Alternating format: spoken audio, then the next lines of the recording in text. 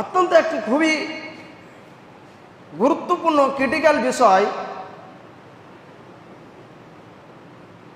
যে ধন সম্পদটা হচ্ছে আমাদের জীবনের চলার পথে একটা সাথী। যাদের হয়তো এই ধন সম্পদে ঘাটতি রয়েছে, যারা ধন সম্পদ থেকে বঞ্চিত, যাদের কাছে যতটা থাকা দরকার ততটা ধন সম্পদ নেই, টাকা পয়সা, ব্যাংক ব্যালেন্স, বাড়ি গাড়ি নেই, তারা হয়তো এই ফিলিংস, এই অনুভবটা করতে পারছে যে আমরা কতটা অশান্তির মধ্যে, কতটা দারিদ্রতা, অসহায়তা এর মধ্যে আমাদেরকে জীবনযাপন করতে হয়। মোহতারাম উপস্থিতি, তবে আসলে বাস্তবতা এটাই যে বর্তমান ফিতনার যুগে, এটা কিন্তু খুবই ফিতনার যুগ, এই ফিতনার যুগে মানুষ আসলেই ধন সম্পদের দিকে লক্ষ্য করতে গিয়ে তারা আখেরাতকে, পরকালকে, কবরকে, জান্নাতকে বলে তারা ভুলে বসেছে এবং সৎ আমল থেকে, ভালো ভালো আমল থেকে তারা তাদের আমলের খাতাকে তারা বন্ধ করে ফেলেছে। তারা এ কথা চিন্তা করে না যে ধন সম্পদ দিয়ে কি হবে, ধন সম্পদ আমি মরে গেলে আমি নিয়ে যেতে পারবো তো?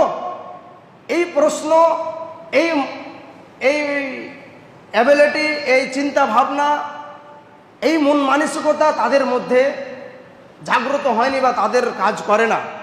মোহতারাম উপস্থিতি, তো সংক্ষিপ্তভাবে আমরা আজকে এই বক্তব্যের মাধ্যমে বা এই জুমার খুতবার মাধ্যমে আমরা জানব যে ধন সম্পদের কতটুকু প্রয়োজন, কতটুকু অপ্রয়োজন, তার ক্ষতিকর দিক কি, তার লাভবান দিক কি, ধন সম্পদ না থাকলে আমাদের কি হবে, আসলে ধন সম্পদের কি আমরা কিভাবে অর্জন করি, কিভাবে আমরা খরচ করি, সেদিকে আমাদেরকে লক্ষ্য রাখতে হবে। মোহতারাম উপস্থিতি, মহান আল্লাহ রাব্বুল আলামিন পবিত্র কোরআন কারীমে একটি আয়াত বর্ণনা করেছেন, ইয়া আইয়ুহাল্লাযীনা আমানু লা তুলহিকুম আমওয়ালুকুম ওয়ালা আওলাদুকুম আন যিকরিল্লাহ। এখানে ইয়া আইয়ুহাল্লাযীনা আমানু বলে যারা প্রকৃতপক্ষে আসলেই অরিজিনালি রিয়েল আল্লাহ রাব্বুল আলামিনের প্রতি ঈমান এনেছে, আল্লাহ রাব্বুল আলামিনের তাওহীদুর রুবুবিয়্যাহ, তাওহীদুল উলুহিয়্যাহ, আসমা ও সিফাত, এক কথায় মহান আল্লাহ রাব্বুল আলামিনের একত্ববাদের উপরে দৃঢ়ভাবে, মজবুতভাবে, শক্তভাবে বিশ্বাস করেছে। এখানে কিন্তু আম লোককে বোঝানো হয়নি। ইয়া আইয়ুহান নাস বলে সাধারণত প্রত্যেকটা ব্যক্তিকে ইঙ্গিত ইশারা করা হয়নি, মূলত কিছু নির্বাচিত খাস করে তিনি ইশারা করছেন, ইয়া আইয়ুহাল্লাযীনা আমানু, যারা মূলত ঈমান এনেছে। এখন ঈমান আনার মানে এই অর্থ নয় যে আপনি আল্লাহর উলুহিয়াতকে বিশ্বাস করলেন আর রুবুবিয়তকে অস্বীকার করলেন। আল্লাহকে আপনি স্বীকার করলেন যে সমস্ত কিছু আল্লাহ রাব্বুল আলামিন সৃষ্টি করেছেন, আল্লাহ রাব্বুল আলামিন রিজিক দাতা, আল্লাহ রাব্বুল আলামিন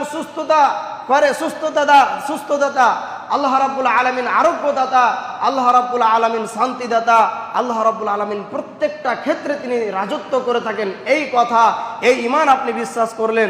আর যদি আপনি তাওহীদের রুবুবিয়্যা অর্থাৎ ইবাদতের জগতে আল্লাহ রাব্বুল আলামিনকে বিশ্বাস না করেন, তাহলে কিন্তু আপনার পরিপূর্ণ আপনার সেই ইয়া আইয়ুহাল্লাযীনা আমানু এই আয়াতের উপরে বিশ্বাস করা হলো না। তাহলে এখানে আপনাকে নিখুঁতভাবে আপনাকে বলছেন যে যারা মূলত আল্লাহর প্রতি ঈমান এনেছে, তোমরা শুনে রেখো, ভালোভাবে শুনে রেখে দাও। আমি যতটুকু পড়াশোনা করে রিসার্চ করে দেখেছি যে ইয়া আইয়ুহাল্লাযীনা আমানু এই বাক্যটি, এই আয়াতটা প্রায় কোরআনুল কারীমে 95 প্লাস জায়গাতে রয়েছে। মানে এতবার আপনাকে বারবার আপনাকে বলছে, আপনাকে ইশারা করছে, কিন্তু ব্যাপারটা হচ্ছে যে আমরা সেগুলো কিন্তু অন্তরে ফিলিংস করতে পারছি না বা আমরা অনুধাবন করতে পারছি না যে আল্লাহ রাব্বুল আলামিন কয়েকটা বিষয়ে বা একাধিক বিষয়ের উপরে যে মহান আল্লাহ রাব্বুল আলামিন আমাদেরকে বারবার করে ইশারা ইঙ্গিত করছে, ওহে ঈমানদারেরা, ওহে বিশ্বাসীরা, তোমরা যারা আমাকে বিশ্বাস করেছো, তোমরা শোনো, লা তাহলিকু, তোমরা ধ্বংসের দিকে যেও না। তোমাদের ধন সম্পদের লোভে পড়ে, তোমরা তোমাদের সন্তান সন্ততিকে লোভে পড়ে, তোমরা এই দুনিয়ার পার্থিব জীবনকে অগ্রাধিকার দিতে গিয়ে এই পৃথিবীর চাকচিক্য সূক্ষ্মময়কে তোমরা সাময়িক ক্ষণস্থায়ী তোমরা আরাম আয়েশকে প্রাধান্য দিতে গিয়ে তোমরা কি করো না, তোমাদের ধন সম্পদকে অন্যায় পথে ব্যয় করো না, তোমরা নিজেদেরকে হালাকাতের দিকে, ধ্বংসের দিকে, বরবাদের দিকে, কষ্টের দিকে, জাহান্নামের দিকে তোমরা নিজেকে এগিয়ে দিও না। এই কথা আপনাকে আল্লাহ রাব্বুল আলামিন বলছেন। তারপরে কি বলছেন যে ওয়ামান ইয়াফআল যালিক, যদি তোমাদের মধ্যে যারা ঈমান আনার পরেও যদি তোমরা তোমাদের ধন সম্পদকে সঠিকভাবে তোমরা ব্যয় করতে না পারো, তোমরা ধন সম্পদকে তোমাদের মন মস্তিষ্ক প্রসূতর জ্ঞান থেকে তোমরা উপার্জন করো, ব্যয় করো ইত্যাদি, সেক্ষেত্রে মহান আল্লাহ রাব্বুল আলামিন আপনাকে বলছে যে ব্যক্তি এমনটা করবে শুনে রাখো, ওয়ামান ইয়াফআল যালিক ফাউলাইকা হুমুল খাসিরুন, যে নিশ্চয় ও অবশ্যই অবশ্যই তারাই হচ্ছে ক্ষতিগ্রস্তের অন্তর্ভুক্ত। তারা বরবাদ হয়ে গেছে, তারা কি হয়েছে, নষ্ট হয়ে গেছে, তারা ক্ষতিগ্রস্তের অন্তর্ভুক্ত হলো। তারা কখনো সফল হতে পারবে না, তারা কখনো কামিয়াবি হতে পারবে না। মোহতারাম উপস্থিতি, তাহলে এই আয়াতটা থেকে আপনাকে আমাকে শিক্ষা গ্রহণ করতে হবে। এই আয়াত থেকে আপনার ঈমানকে মজবুত করতে হবে। আপনাকে ঈমানওয়ালা, আল্লাহওয়ালা এভাবে আপনাকে আখ্যায়িত করে আপনাকে ইশারা করছেন যে ঈমানদারেরা তোমরা শুনো, মহান আল্লাহ রাব্বুল আলামিন তোমাকে কথা বলছে যে তুমি পার্থিব জীবনকে, ক্ষণস্থায়ী জীবনকে অগ্রাধিকার দিয়ে তুমি তোমার আখিরাতকে বরবাদ করিও না। মোহতারাম উপস্থিতি, তাহলে এই আয়াত থেকে আপনাকে শিক্ষা গ্রহণ করতে হবে। আমরা আয়াত থেকে কি বুঝতে পারলাম? এই আয়াত থেকে এ কথাই প্রতীয়মান হয় যে আপনাকে আপনার ধন সম্পদের প্রতি লক্ষ্য রাখতে হবে যে আপনি ধন সম্পদ হালালভাবে ইনকাম করছেন তো। আপনি যে ধন সম্পদটা, আপনার যে ব্যাংক ব্যালেন্স, আপনার যে অট্টালিকা, আপনার যে প্রসাদ, আপনি যে ইনকামটা করছেন, আপনি যে ভক্ষণ করছেন, আপনি যে রুজিটা, আপনি যে খাদ্যটা ভক্ষণ করছেন, খাচ্ছেন, বা আপনি যে পোশাকটা পরিধান করছেন, বা আপনি যেই ইত্যাদি প্রতিটা ক্ষেত্রে যে আপনি টাকা ইনকাম করেন, আপনার টাকা সঠিক পথে সঠিকভাবে আপনি ইনকাম করছেন তো, এ বিষয়ে আপনাকে খেয়াল রাখতে হবে। মোহতারাম উপস্থিতি, আপনাকে আমি একটু বলি যে আজকে পৃথিবীর মানুষ এই ধন সম্পদের লোভে পড়ে তারা আল্লাহকে বলে এতটাই তারা কি হয়েছে বেমালুম, ভুলে গিয়ে তারা জাহান্নামের দিকে এগিয়ে যাচ্ছে। মহান আল্লাহ রাব্বুল আলামিন বলছেন ইন্নামা আমওয়ালুকুম ওয়া আওলাদুকুম ফিতনাহ। আমরা সাধারণত জেনে থাকি যে যুবক ভাইরা যখন নতুন নতুন বিবাহ করে, বা আপনি আপনার কথাই বলুন যে যদি আপনার একটা সন্তান না হয়, 10 বছর, 2 বছর, 4 বছর, 5 বছর যদি আপনার সন্তান না হয়, আপনার কোনো ছেলে মেয়ে না থাকে, তাহলে আপনি কত হায় আফসোস করেন। যদি আমার একটা সন্তান থাকতো তাহলে আমি তাকে কত আদর করতাম, তাকে কত স্নেহ করতাম, যত্ন করতাম, তাকে আমি মাদ্রাসা, স্কুলে, কলেজে, ইউনিভার্সিটিতে পড়াতাম, তাকে বড় করতাম, তাকে আমি মানুষের কাছে আমার নাম হতো। এইরকম আশা আকাঙ্ক্ষা করে তারা মানুষ কি করে, এই সন্তান সন্ততিকে নিয়ামত হিসেবে পাওয়ার একটা তারা চেষ্টা করে, আশা করে। কিন্তু এখানে সীমাবদ্ধ নয়, আপনাকে বিষয়টি লক্ষ্য করতে হবে। মোহতারাম উপস্থিতি, আপনি আমাকে একটু ভালো করে শুনুন। অন্ততপক্ষে জুমার খুতবাগুলোর মাধ্যমে কিছুটা হলো নিয়ে যান। আপনাকে এটা বলি যে আজকে যার সন্তান নেই সে বড় হায় আফসোস করে যদি একটা সন্তান দিয়ে আল্লাহ তাআলা আমাকে নিয়ামতটা দিত। আজকে যার সন্তান নেই সে এই নিয়ামত থেকে বঞ্চিত। কিন্তু এই সন্তান যে আপনার জাহান্নামে যাওয়ার কারণ হচ্ছে, এই সন্তান যে আপনার ফিতনা। ইন্নামা আমওয়ালুকুম ওয়া আওলাদুকুম ফিতনা।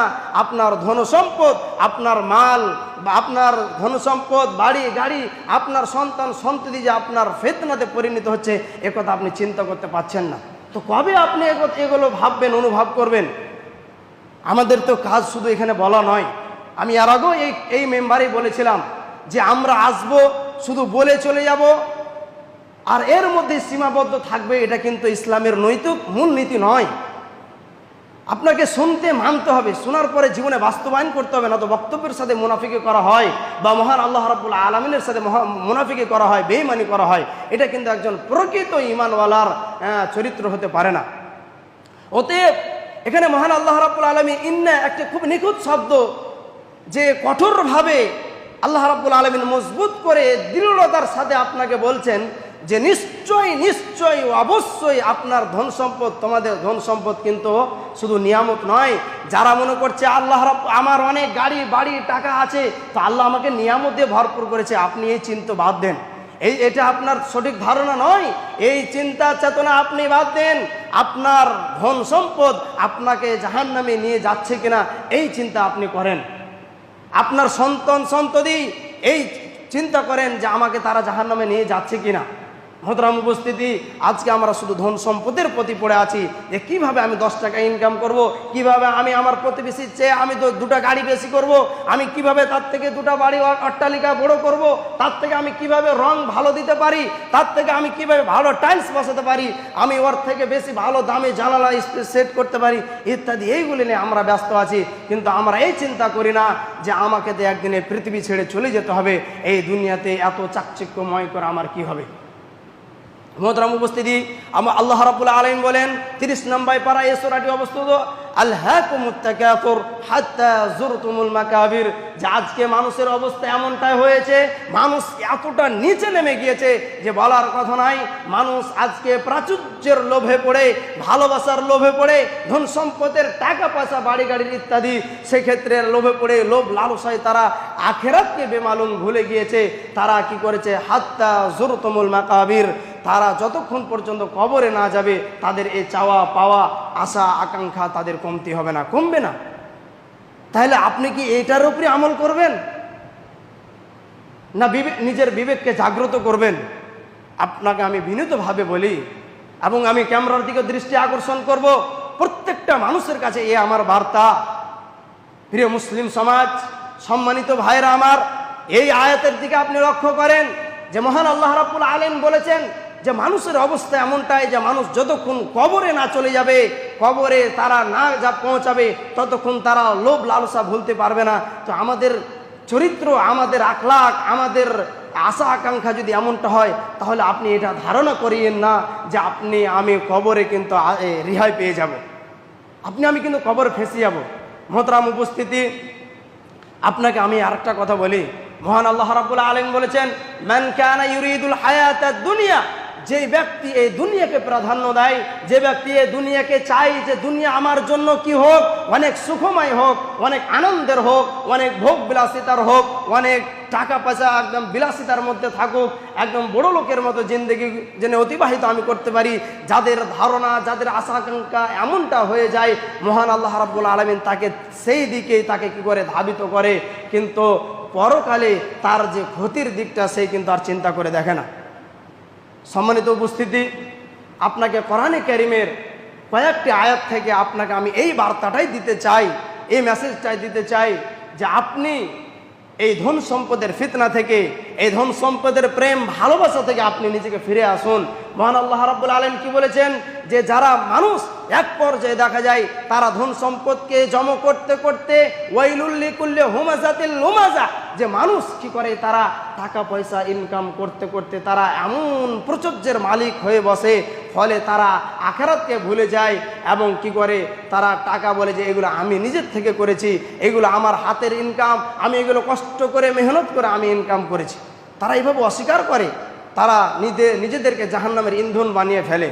মোহতারাম উপস্থিতি, আপনাকে অনুরোধ করি যে আপনি নিজের বিবেককে জাগ্রত করে আপনি যে ইনকাম করেন, ওই জন্য মহান আল্লাহ রাব্বুল আলামিন নবী করিম সাল্লাল্লাহু আলাইহি সাল্লাম বলেছেন যে ইন্নাল হালালা বাইকিন ওয়া ইন্নাল হারামা বাইকিন, যে হালালটাও হচ্ছে সুস্পষ্ট। আমরা সকলেই জানি যে মদ হারাম, জুয়া হারাম, সুদের ব্যবসা হারাম, জেনার ব্যবসা হারাম, গীবত ইত্যাদি যত প্রকার আজকে ব্যবসা বাণিজ্য চলে, মানুষ যতভাবে আজকে টাকা ইনকাম করার চেষ্টা করে ড্রিলিংয়ের মাধ্যমে ইত্যাদি, প্রতিটা ক্ষেত্রেই সমাজের দিকে দেখলে আপনি ভালো বুঝতে পারবেন, আমি তেমনটা বলতে পারবো না, আপনি ভালো বলতে পারবেন যে মানুষ আজকে যত প্রকারভাবে, যত নানা ধরনভাবে মানুষ আজকে সম্পদকে আয় করে থাকে, সঞ্চয় করে থাকে, মানুষ কি করে তারা কল্পনাও করে না যে সে টাকা ইনকাম ধন সম্পদ আমার কাছে সঠিকভাবে আসছে কিনা। অতএব আপনি যেটা হালাল সেটাকে হালালভাবে জেনে আপনি গ্রহণ করুন, আর যেটা হারাম সেটা আপনি হারামভাবে জেনে আপনি গ্রহণ করুন। মহানবী সাল্লাল্লাহু আলাইহি ওয়াসাল্লাম একাধিক হাদিসে বর্ণিত করেছেন যে কি বলেছেন, যে আমি সবচাইতে যারা ধনী, যারা টাকাওয়ালা মানুষ তারা হচ্ছে ধ্বংসপ্রাপ্ত, যাদের টাকা বেশি। এই কথাটা ভালোভাবে মনে রেখে দেন। আপনাকে আমি বলতে চাই মহানবী সাল্লাল্লাহু আলাইহি সাল্লাম বলছেন যে যাদের টাকা বেশি, যাদের ধন দৌলত বেশি, যাদের পয়সা গড়ি বেশি, ব্যাংক ব্যালেন্স বেশি, তারা হচ্ছে ধ্বংসপ্রাপ্ত, তারা বরবাদ হয়ে গেছে অলরেডি। এখানে মাঝির থেকে ব্যবহার করা আছে, যে অলরেডি বরবাদ হয়ে গেছে, তারা নষ্ট হয়ে গেছে, তারা ধ্বংসপ্রাপ্ত হয়েছে। কি কিন্তু তারা ব্যতীত যারা তাদের সেই ধন সম্পদকে সঠিক পথে ব্যয় করেছে, অন্য অন্য ভালো ভালো খাতে ব্যয় করেছে, তারা ব্যতীত প্রত্যেকটা ধন সম্পদওয়ালা টাকা পয়সাওয়ালা মানুষ তারা বরবাদ হয়ে গেছে, ধ্বংস হয়ে গেছে। তারা টাকা পয়সার লোভে পড়ে তারা আখিরাতকে বলে ভুলে গেছে। তাদেরকে মসজিদে পাওয়া যায় না, তারা মসজিদে আসে না, তাদের লোভে, তারা টাকার লোভে তারা মসজিদকে বলে ভুলে বসেছে, তারা জান্নাতকে বলে ভুলে বসেছে। তারা মনে করছে আমরা দুনিয়াতেই জান্নাত পেয়েছি, দুনিয়াতে তারা জান্নাত বানিয়ে নিতে চায়, দুনিয়াতে তারা জান্নাত কিনে নিয়েছে, ফলে তারা সুখের জিন্দেগি অতিবাহিত করছে। মোহতারাম উপস্থিতি, মহানবী সাল্লাল্লাহু আলাইহি সাল্লাম বলছেন অন্য একটি হাদিসে যে একটি বাঘকে যদি, খুব ভালোভাবে শুনবেন, বুখারী মুসলিম তিরমিজি একাধিক হাদিস গ্রন্থে এই হাদিসটিকে নেওয়া হয়েছে।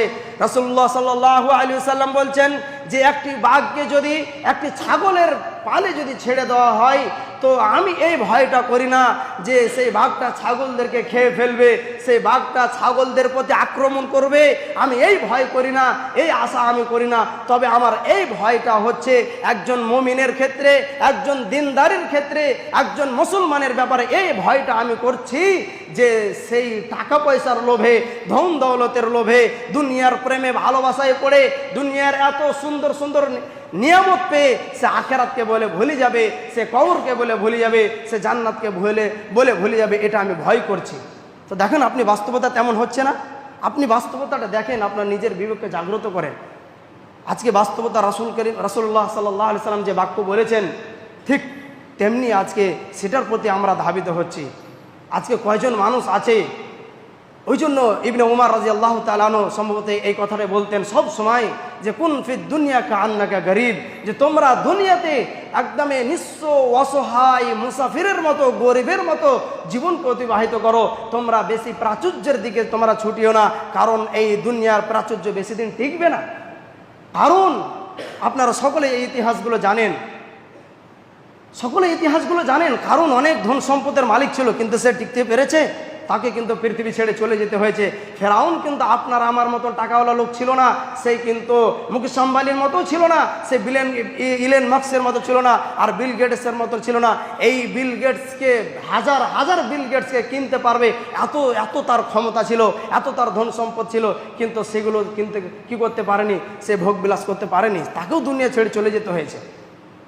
তো মোহতারাম উপস্থিতি, আপনাকে আমি এতটুকু মেসেজ দিতে চাই, বার্তা দিতে চাই জুমার খুতবার মাধ্যমে, যে আপনি মহান আল্লাহ তাআলা যে বলেছেন যে ইয়া আইয়ুহাল্লাযীনা আমানু কুলু মিনাত তাইয়্যিবাত, যে ওহে ঈমানদারেরা, ওহে বিশ্বাসীরা, তোমরা কি করো, তোমরা খাও, পান করো, তোমরা হালালভাবে পান করো। আপনাকে লক্ষ্য রাখতে হবে আমার ইনকাম, আমার পরিধান, আমার ব্যবসা, আমার বাণিজ্য, আমার প্রতিটা ক্ষেত্রে আমি হালালভাবে আসছি কিনা, এই আপনাকে চিন্তা করতে হবে। কারণ এই হালাল হারামের বিধান মহান আল্লাহ রাব্বুল আলামিন একাধিক হাদিসে, কোরআনে আল্লাহ রাব্বুল আলামিন সুস্পষ্টভাবে বর্ণনা করে দিয়েছেন। তাহলে আমরা আজকে থেকে ইনশাআল্লাহ সকলেই চেষ্টা করব যাতে করে আমরা হালালভাবে রুজিকে উপার্জন করতে পারি এবং সঠিক খাতে, সুন্দর খাতে, ন্যায়ের খাতায়, ইনসাফের খাতে আমরা যেন সেগুলোকে ব্যয় করতে পারি। ওই জন্য মহান আল্লাহ রাব্বুল আলামিন বলেছেন, একাধিক জায়গাতে বলেছেন যে ওয়ানফিকু মিম্মা রাযাকনাকুম, যে আমি যে তোমাদেরকে ধন সম্পদ দিয়েছি সেগুলো থেকে তোমরা কি করো, তোমরা আমার খাতে সঠিক পথে তোমরা ব্যয় করো, দান সাদকা করো, খয়রিয়াত করো এবং উসুর দাও, যাকাত দাও। আজকে সমাজে দেখা যায় যে আজকে ধন সম্পদের মালিক হয়েছে ঠিক, কিন্তু সে কয়জন ব্যক্তি আছে যে তারা যাকাত আদায় করে থাকে? আর মূলত আজকের সমাজে এত আল্লাহ রাব্বুল আলামিনের আযাব হওয়ার মূল কারণটা এটাই। আলহামদুলিল্লাহ, যদিও বা দুই একদিন ধরে আবহাওয়াটা চেঞ্জ হয়েছে, একটু হয়তো বিষয়টা নর্মাল এসেছে, কিন্তু যা বিগত কয়েকদিন আগে আমরা যে আমাদের উপরে যে প্রস্তুতিটা ছিল তার বাস্তব কারণটা ছিল এটাই, উলামা একরামরা এই কথাই বলে। আর নবী করিম সাল্লাল্লাহু আলাইহি সাল্লামের এটাই ভবিষ্যৎবাণী ছিল যে যখন মানুষ গুনাহে লিপ্ত হবে, পাপাচারে লিপ্ত হবে, মানুষ যখন যাকাত আদায় করবে না, মানুষ যখন দুনিয়া নিয়ে ব্যস্ত থাকবে, মানুষ যখন ধন সম্পদ নিয়ে ব্যস্ত থাকবে, মানুষ যখন নারী নিয়ে ব্যস্ত থাকবে, মানুষ যখন মদ, জুয়া, আড্ডা, বেমানি, শয়তানি, রাহাজানি, ধর্ষণ ইত্যাদি, মারামারি, বেইমানি, ঠকবাজি এই সমস্ত নিয়ে ব্যস্ত থাকবে, তখন মহান আল্লাহ রাব্বুল আলামিন তাদেরকে তিলে তিলে আযাব দিয়ে, কষ্ট দিয়ে, শাস্তি দিয়ে তাদেরকে কি করবে? সাইজ করবে। কিন্তু আমরা অনুভব করতে পারছি না। মোহতারাম উপস্থিতি, আপনাকে বিষয়গুলো অনুভব করতে হবে, মসজিদে আসতে হবে, নচেত আপনি কিন্তু এই পথ থেকে ফিরে আসতে পারবেন না। আজকে যুবক ভাইরাকে আমি বারবার শুধু যুবকদেরকে বলি, এখানে আমি কয়েকবার আগে বলেছিলাম যে যুবক ভাইরা যদি একটু সচেতন হয় তাহলে আমরা সমাজটাকে হয়তো আমরা হালালভাবে সমাজটাকে গড়ে তুলতে পারবো। আজকে অনেক যুবককে দেখতে পাই তারা ড্রিম ইলেভেনের মাধ্যমে, লুডুর মাধ্যমে, আরও ইত্যাদি ইত্যাদি কত রকমের নানা ধরনের পথ বেরিয়ে গেছে, তারা সেখান থেকে টাকা ইনকাম করে থাকে, ধন সম্পদের মালিক হয়ে থাকে, কিন্তু তারাও অসচেতন। আর অভিভাবকরা, গার্জেনরা, মালিকরা এই ব্যাপারে অসচেতন। তাহলে আপনি কিভাবে একটা ভালো সমাজকে আশা করতে পারেন? মোহতারাম উপস্থিতি, এই ধন সম্পদ এর থেকে পৃথিবীতে আমার মনে হয় না, রাসূল সাল্লাল্লাহু আলাইহি সাল্লামের বাণী অনুযায়ী এ কথা প্রমাণ হয় যে এর থেকে বড় ফিতনা আর কিছু আছে কি না, মানুষকে ফিতনার দিকে নিয়ে যায়। আজকে আপনি দেখেন দুনিয়াতে এই ধন সম্পদের কারণে ভাই ভাইকে খুন করে না ভাই? ভাই ভাইকে খুন করে, পিতা সন্তানকে খুন করে দেয়, সন্তান পিতাকে খুন করে, একে অপরে এভাবে রাহাজানি, ঠকবাজি, বেইমানি। আজকে ধন সম্পদের কারণে 1 কাঠা জমির যায় কারণে, 2 কাঠার জমিন যার কারণে তা কাকে হত্যা করে দেওয়া হয়, কত রকমের মামলা, কত রকমের অন্যায় পথে তারা চলে যায়। কিন্তু তারা চিন্তা করে না যে আমরা কি এই দুনিয়াতে, আমরা কি আখেরাতে এই ধন সম্পদকে নিয়ে যেতে পারবো কিনা। মোহতারাম উপস্থিতি, আপনাকে আমি আরেকটি হাদিস বলি। রাসূলুল্লাহ সাল্লাল্লাহু আলাইহি সাল্লাম বলেছেন, ওয়া আলামু আন্নামা আমওয়ালুকুম ওয়া আওলাদুকুম ফিতনা। যে মহান আল্লাহ রাব্বুল আলামিন এই আয়াতের ব্যাখ্যায় যে আমওয়ালুকুম ওয়া আওলাদুকুম ফিতনা, এই আয়াতের ব্যাখ্যায় উলামা ইকরামগণ, মুফাসসির ইকরামগণ, তাফসীরবিদগণ এই কথাই বলেছে যে তোমরা যদি শুধু চাও যে আমাদেরকে ধন সম্পদ দেওয়া হোক, তো মহান আল্লাহ রাব্বুল আলামিন তাদেরকে ধন সম্পদ দিয়ে থাকে, কিন্তু সেই ধন সম্পদ বেশি দিন টেকসই হয় না, লাস্টিং হয় না, তাদেরকে পরীক্ষার সম্মুখীন হতে হয়, তাদেরকে ধ্বংস হতে হয়। এ কথাই চূড়ান্ত। সম্মানিত উপস্থিতি, আপনাকে আমি আরেকটি কথা বলি। মহানবী সাল্লাল্লাহু আলাইহি সাল্লাম বলেছেন, ওয়াইলুন লিল মুকথিরিনা, যে যাদের টাকা পয়সা বেশি তারা ধ্বংস বেশি। এ কথাই ঠিক। তারপরে বলছেন, ইল্লা মান ক্বালা বিল মাল, তবে সেই সমস্ত মালওয়ালারা নয়, সেই সমস্ত টাকা পয়সাওয়ালা ব্যক্তিরা নয় যারা কি করছে? দান সাদকা করেছে, ওসুর বের করেছে, যাকাত দিয়েছে। বলেন তো আপনাদের এলাকাতে যে সমস্ত ফসলগুলো হয় সেই সমস্ত ফসলগুলোর সঠিকভাবে যাকাত ওসুর বের করেন তো? আপনারা করেন? কোথায় আজকে বের হচ্ছে? তাহলে আল্লাহ রাব্বুল আলামিন আপনার মালকে কিভাবে বরকত দিবে? মোহতারাম উপস্থিতি, আমি সংক্ষিপ্তভাবে আমার এখান থেকে আলোচনা শেষ করি। এ কথাই আমি আপনাদেরকে বলতে চাইব যে আমরা আল্লাহ রাব্বুল আলামিনের নিয়ামতকে পেয়ে যেন আমরা শুকরিয়া আদায় করি, এবং ধন সম্পদ যার যার কাছে যেভাবে যতটুকু আছে আমরা যেন সেগুলোকে সঠিকভাবে ব্যয় করতে পারি এবং কি করতে পারি? আয় করতে পারি। এবং কৃপণতা থেকে আমি একটু শব্দ আমার বিষয়ে সেট করেছিলাম যে ধন সম্পদের প্রেমে তারা কৃপণ হয়ে পড়ে, কিন্তু মহানবী সাল্লাল্লাহু আলাইহি সাল্লাম একাধিক হাদিসে এবং আল্লাহ রাব্বুল আলামিন এই কথা বলেছেন যে কৃপণ ব্যক্তিকে আল্লাহ তাআলা পছন্দ করে না। যারা কৃপণ, যারা বখিল, যারা আল্লাহ রাব্বুল আলামিনের পথে খরচ করতে তারা এগিয়ে যায় না, অন্যের সাহায্যতে এগিয়ে যায় না, অন্যকে সাহায্য করতে উৎসাহিত করে না, তারা কিন্তু কি হবে? কিয়ামতের দিন অত্যন্ত তাদের শাস্তি কঠিন হবে, তাদের অবস্থা কিন্তু খুবই চূড়ান্ত হয়ে যাবে। অতএব সূরা লোকমানের সম্ভবত আয়াতটি রয়েছে, আল্লাহ তাআলা বলছেন যে ইন্নাল্লাহা লা ইউহিব্বু, এভাবে রয়েছে যে আল্লাহ রাব্বুল আলামিন বখিলদেরকে কখনোই পছন্দ করে না। যারা বখিল, যারা কৃপণ, যারা আল্লাহ রাব্বুল আলামিনের পথে দান সাদকা করে না, ধন সম্পদকে সঞ্চয় করে রাখে আর মালকে বাড়াতে থাকে কিন্তু মালকে খরচ করে না, আল্লাহ রাব্বুল আলামিন আমাদেরকে সেই কৃপণ থেকে আমাদেরকে যেন আমরা সঠিক পথে আমাদের ধন সম্পদকে যেন ব্যয় করতে পারি, এমন তৌফিক দান করো, আল্লাহুম্মা আমিন। মোহতারাম উপস্থিতি, আরেকটি বিশেষ যে মহান আল্লাহ রাব্বুল আলামিন যে একটি আমাদেরকে মূল বিধান দিয়েছে ইসলাম, সেই ইসলামের মূল বিধান হচ্ছে সালাত। আর সালাত কবুল হওয়ার একটি মূল মাধ্যম হলো হালাল রুজি। অতএব হালাল রুজি যদি আপনার না হয়, হারামভাবে আপনি সম্পদকে করেন, কানেক্ট করেন, গ্রহণ করেন, আর ইবাদত বন্দেগী যদি আপনি মসজিদে এসে সারা রাত করেন, তাহলে কিন্তু আপনার ইবাদত কিন্তু কবুল হবে না। অতএব আপনাকে আমি বলি, আপনি আজকে থেকে ফিরে আসুন, আজকে থেকে তওবা ইস্তেগফার করে, তওবা তাহলিল করে আপনি মহান আল্লাহ রাব্বুল আলামিনের দেওয়া সঠিক হালাল রুজিকে আপনি গ্রহণ করে হালালভাবে আল্লাহর ইবাদতকে করার চেষ্টা করেন। আল্লাহ তাআলা আমাদেরকে সকলকে কথাগুলো সঠিকভাবে বুঝার এবং সকলকে পরিপূর্ণভাবে পুঙ্খানুপুঙ্খভাবে মানার তৌফিক দান করুন। আল্লাহুম্মা আমিন।